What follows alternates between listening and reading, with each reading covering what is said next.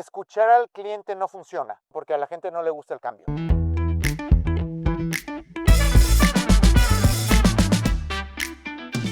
Vamos a retomamos el tema de innovación, tratando de encontrar esas claves que tiene esta bahía hermosa, muy disruptiva, muy innovadora, que de alguna manera acá surgen tantas ideas que nos terminan cambiando la forma de trabajar, nos facilitan algunos aspectos de la vida y demás. Hay una pregunta que cuando yo la hago a empresarios ejecutivos de América Latina, yo siento que quizás se responde con el discurso políticamente correcto. ¿Cuál es la respuesta común acá? No me respondas de una, hay que escuchar al cliente. Y primero, los que están escuchando este podcast, ¿qué dirían ustedes como empresarios, como ejecutivos en sus organizaciones? ¿Qué rol tiene la escucha al cliente? De alguna manera, esa sería las posibles blanco y negro para responder en este sentido. ¿Qué dirías? Me viene a la mente una cita de Henry Ford que dijo: si les hubiera preguntado qué querían, me hubieran respondido caballos más rápidos. Nadie me hubiera respondido: yo quiero una máquina que reemplace mi caballo. En ese aspecto, escuchar al cliente no funciona en innovación porque a la gente no le gusta el cambio. Sin embargo, tienes que traer al cliente. Por ejemplo, incluso Henry Ford. Los primeros clientes de su máquina, de sus coches, fueron sus empleados y las familias de sus empleados. Forzó a sus empleados a comprar un coche a plazos y les descontaba de su nómina. Incluso él no les preguntó al cliente: ¿qué vas a querer? ¿No? Pero sin embargo, no lo lanzó a ciegas al mercado en general. Lo lanzó primero a sus empleados y a sus familias y de ahí se expandió. Es lo mismo con Steve Jobs. Si le hubieras preguntado a la gente, por ejemplo, cuando BlackBerry era el que dominaba el mercado de móviles, que BlackBerry le habría preguntado a su gente: ¿qué es lo que más te gusta de la BlackBerry? Y una de las 3 cosas principales era el teclado. Si Steve Jobs hubiera hecho una encuesta y les hubiera dicho: ¿te gustaría tener un teléfono o una máquina sin teclado?, la gente hubiera dicho: no puedo sentir, voy a hacer errores. Sin embargo, lo lanza y en un año se comió a BlackBerry. De hecho, hay una película muy interesante del año que perdió BlackBerry no tomando en serio al iPhone, y cuando quisieron reaccionar ya no había nada. No quiere decir que Apple no haya escuchado a sus clientes. Sin embargo, ellos no veían un smartphone como una máquina de productividad. Ellos la veían como una máquina de entretenimiento. Claro. Y para poder tener un entretenimiento tienes que tener la pantalla más grande posible. Y para tener la pantalla más grande posible, el teclado estorba. Es válido. También es conocido Steve Jobs, que decía justamente esto, parecido a lo de Henry Ford, de decir, bueno, el cliente no sabe. Indudablemente en una etapa de ideación, de traer ese producto desconocido, no es una fuente de consulta al cliente, justamente. Después sí, cuando empezamos a iterar, cuando salimos con ese MVP, obviamente esa opinión será motivo de consulta, de obsesión, de entender lo que va viviendo el cliente y demás. Lo veo y me encanta que haya salido esto a la discusión, porque a veces nos vamos por esa parte políticamente correcta, y en materia de innovación, bueno, el primer paso hay que concentrarse quizás en el problema obsesivamente. Y no en la solución que tú tienes. Exacto. Porque de hecho la mayoría de las veces tu solución no es la correcta. Exacto. Tienes que ser flexible. Por eso se te ocurrió esa solución. Y acá hay un tema, cuando hablas con emprendedores, disruptores de la bahía, todos hablan de cualquier solución va a ser soberbia en el buen sentido, y creo que nosotros en América Latina tenemos que ser mucho más soberbios, sí, porque siempre cualquier solución va a ser: vamos a cambiar el mundo.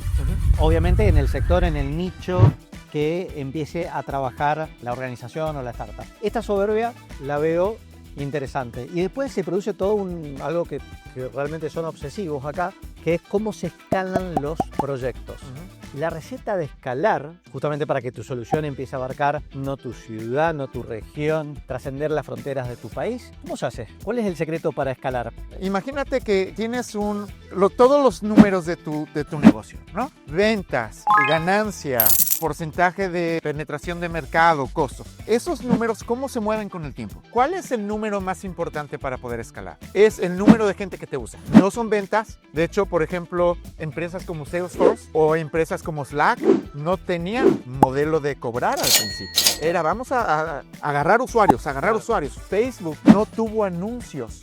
durante 7 años. Claro. Amazon perdió dinero 20 años. Termina siendo ese negocio de cantidad de usuarios. Si no tenés el ecosistema, Alguien te lo va a ganar. Entonces, cuando en Europa o en Latinoamérica, inclusive los venture capital de ahí están enfocados en profitability, rápido, eso es un sacrificio, porque estás compitiendo con empresas de aquí que quieren volumen, no importan las ventas y el profitability, olvídalo.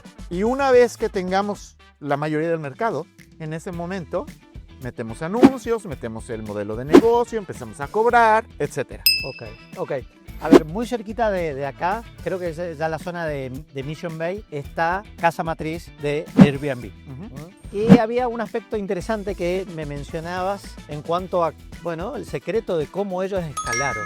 Y la respuesta no es obvia. ¿Cuál es esa respuesta? La respuesta que da Brian Chesky, que es el CEO y el fundador de Airbnb, es: para poder escalar hay que hacer las cosas que no escalan. Es muy fácil tener un business plan y hacer un plan de marketing, por ejemplo, y decir, vamos a tener 1 millón de usuarios y vamos a usar LinkedIn, que de hecho está aquí al lado, y vamos a hacer esto.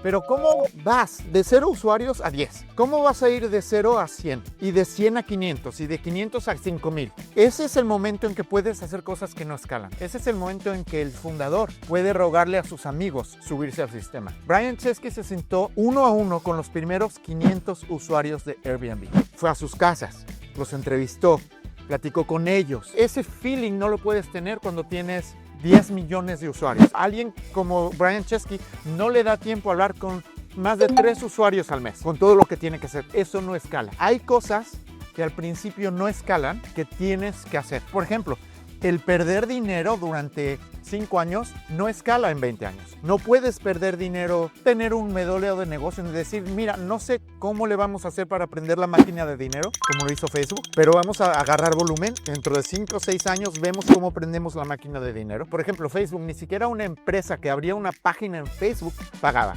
Nadie pagaba. Claro. Pero ahí viene algo también muy interesante y lo conecto a uno de los temas que antes estábamos hablando, que es parte de vivir la experiencia al día de hoy, la cúpula de Airbnb cuando hacen sus viajes, sean de placer o sean de negocios, no van a un hotel 5 estrellas, que lo podrían hacer sobradamente, sino que toman su propio champán. Por supuesto. Viven su propio producto. Claro. Y creo que es un muy buen ejercicio, lo habías mencionado cuando Henry Ford decía, no, todos mis colaboradores tienen que tener el auto, todos tienen que ser los primeros usuarios. Hay un gran consejo para todas nuestras organizaciones. Hay una empresa por acá, no recuerdo el nombre, tenían la lógica de quizás no importaba si estabas en el área administrativa, en recursos humanos y demás, una vez al mes tenías que bajar al contact center y hacer llamadas de prospección para presentar el producto y demás. Obviamente presentar el producto de tu empresa, dudablemente lo tenés que conocer a la perfección, lo tenés que haber vivido como usuario, no solamente como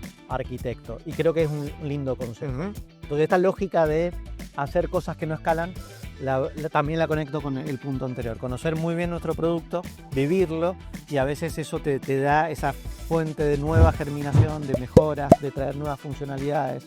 No hay empresa que sobreviva sin la innovación constante. Por ejemplo, ahora todo el mundo estamos aterrorizados, sobre todo las empresas en Latinoamérica y en Europa. ¿Cómo vamos a usar AI? Nos están comiendo el mercado. Si no tienes el feeling de cómo se usa tu producto, ¿cómo se te va a ocurrir cómo mejorar tu producto usando una tecnología nueva? Si no tienes el feeling, estás haciendo specs de producto, estás dirigiendo una empresa desde una torre de marfil que no tiene nada que ver con lo que tus usuarios viven. Bueno, vamos a avanzar unos pocos metros y tengo un desafío, quizás algo antipático, que tiene que ver con un pitch elevator, del consejo que vos darías a un emprendedor para hacer ese pitch. No te vas a subir a un ascensor, sino a el largo que tiene una escalera automática, y en ese largo, en ese trayecto que serán segundos, tendrás que decirme cuáles son las claves, si sos un emprendedor, para de alguna manera hacer abrir los ojos